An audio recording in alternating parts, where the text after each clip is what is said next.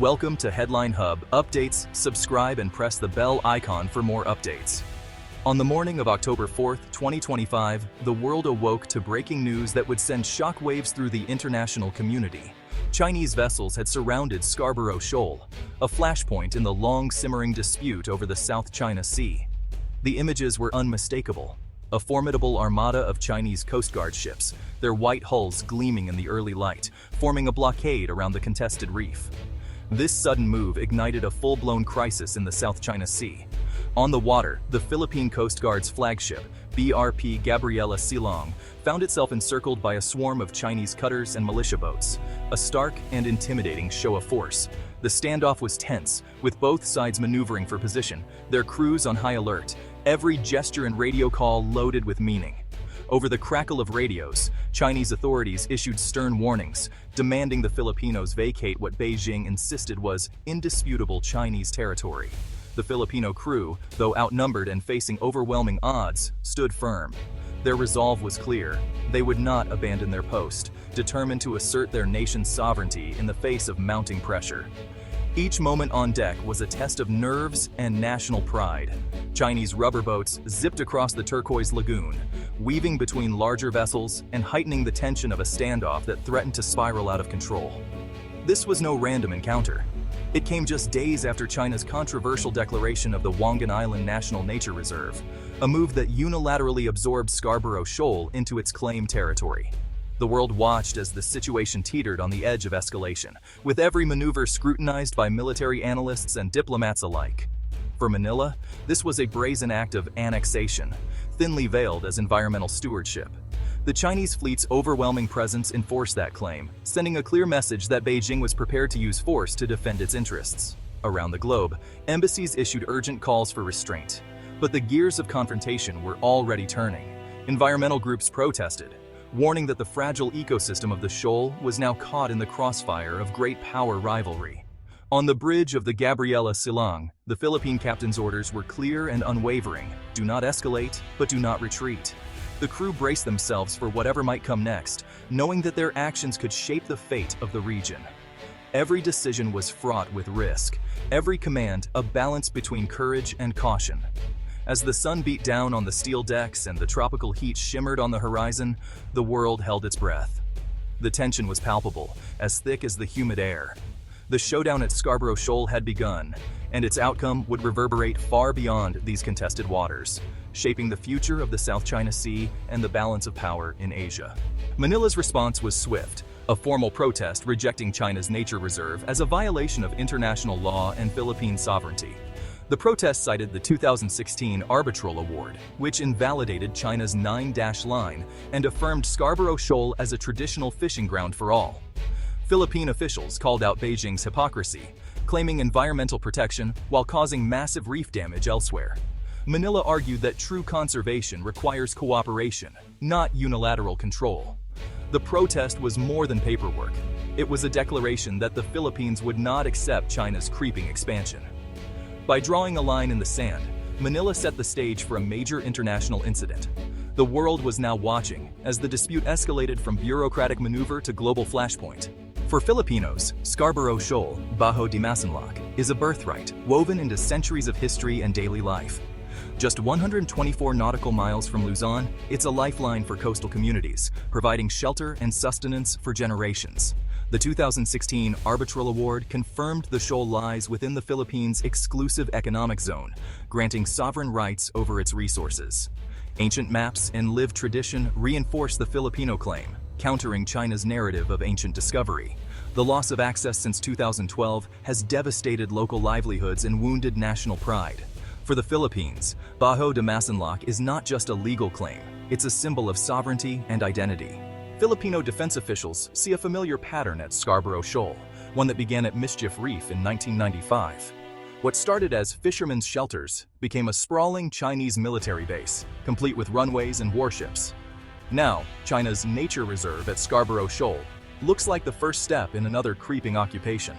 Manila fears research stations or monitoring posts will soon follow, eventually transforming the shoal into a fortified outpost. Its proximity to Luzon would put Chinese forces within striking distance of Manila and key military bases. A militarized Scarborough Shoal would complete a triangle of Chinese power in the South China Sea, threatening regional security and freedom of navigation. The ghost of Mischief Reef haunts every decision in Manila. The stakes have never been higher. The lessons of past losses have forged a new resolve in Manila. Never again. Armed Forces.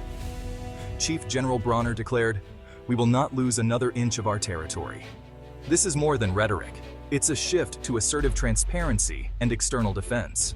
Manila now publicizes Chinese actions, embedding journalists and releasing evidence to rally international support. The military continues patrols and supports fishermen, undeterred by Chinese intimidation. "Our presence in the West Philippine Sea is non-negotiable," Bronner insists. The new doctrine is to meet every Chinese move with a swift, public response. Gone are the days of quiet diplomacy. Manila now names and shames the aggressor. The Philippines is no longer a passive victim, but an active defender of its rights. The world is taking notice. The roots of today's crisis stretch back to 2012, when a tense standoff unfolded at Scarborough Shoal. That year, after weeks of confrontation, China seized control of the shoal following a failed mutual withdrawal agreement with the Philippines. What began as a diplomatic dispute quickly escalated into a turning point, marking the start of a new era in the South China Sea. In the years since, Chinese Coast Guard ships have consistently blocked Filipino fishermen from accessing the rich fishing grounds they had relied on for generations. The once open waters of Scarborough Shoal became a symbol of lost sovereignty and frustration, as local livelihoods were disrupted and the Philippine government struggled to respond. Seeking justice, Manila turned to international law, filing a case at The Hague. In 2016, the Philippines won a landmark legal victory, with the arbitral tribunal ruling in its favor and invalidating China's sweeping claims. Yet, China flatly ignored the decision, refusing to budge from the shoal. Diplomatic protests and formal complaints were repeatedly filed, but they fell on deaf ears. Each attempt to regain access was met not with dialogue, but with force, water cannons, blockades, and intimidation at sea. Over time, the standoff faded from headlines, but never truly ended. Instead, it hardened into a permanent occupation, with Chinese ships maintaining a constant, watchful presence at Scarborough Shoal. For more than a decade, Manila's efforts, diplomatic outreach, legal battles, and international appeals have been met with little progress. The accumulation of unenforced rulings and unanswered protests has shaped a new, tougher approach in Philippine policy.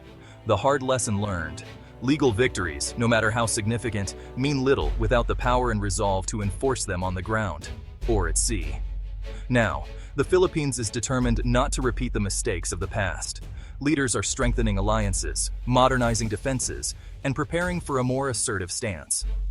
The fight for Scarborough Shoal has become more than a territorial dispute. It is now a fight for national dignity, pride, and the future of the Philippines' place in the region.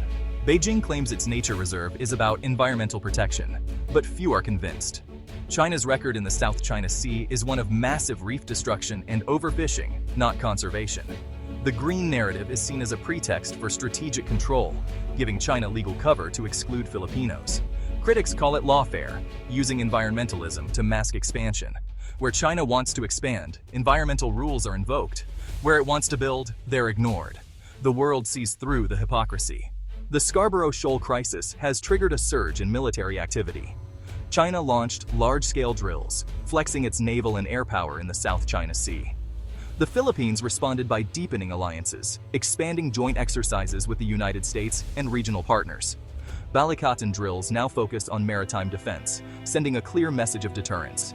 New security pacts with Japan and Australia have created a network to counterbalance China. The South China Sea is now a volatile, militarized zone, one miscalculation away from conflict. The Philippines is betting on collective security to level the playing field. The region holds its breath as tensions mount. For Filipino fishermen, the blockade is a daily crisis: lost income, lost heritage, and constant danger. Every morning, these men set out before sunrise, hoping to return with enough catch to feed their families.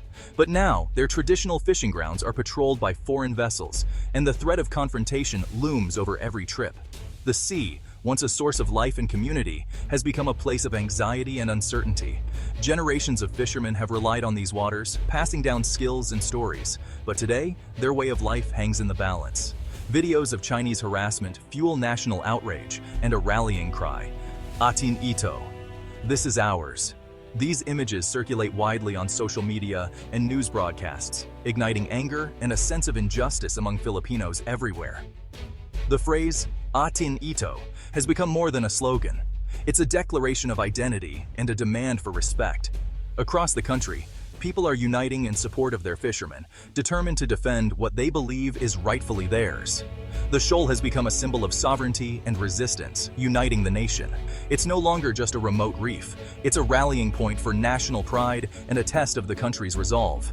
From city streets to rural villages, Filipinos are coming together, showing solidarity in the face of adversity. Beyond the Philippines, the outcome will shape the future of international law and regional order. The world's eyes are on this standoff, as leaders and diplomats debate the rules that govern the seas. The decisions made here will echo far beyond these waters, influencing how nations resolve disputes and uphold agreements. If China prevails, it sets a precedent that might make right, undermining the UN Convention on the Law of the Sea. Such an outcome could embolden other powerful nations to ignore international agreements, threatening the stability and fairness that smaller countries depend on. The stakes are high, not just for the Philippines, but for the entire global community. The world is watching to see if rules or force will define the 21st century. Will international law hold firm, or will power and intimidation become the new norm? The answer will shape the future of global relations and the security of countless nations. The fate of Scarborough Shoal is about more than territory. It's about the future of the Indo-Pacific. This region is a crossroads of commerce, culture, and security, and what happens here will influence the balance of power for generations. The shoal story is a microcosm of larger struggles playing out across the world's oceans. Will the region be governed by law or by power? The answer will determine whether peace and cooperation can prevail, or if conflict and coercion will dominate the seas. The Philippines, backed by its allies, stands as a final bulwark for the rules-based order. Through joint patrols, diplomatic efforts, and international support, they are sending a message. The world will not stand by as the rules are rewritten by force. The ripples from this tiny shoal will be felt for decades to come. Its story is a reminder that even the smallest places can have the biggest impact on the world's future.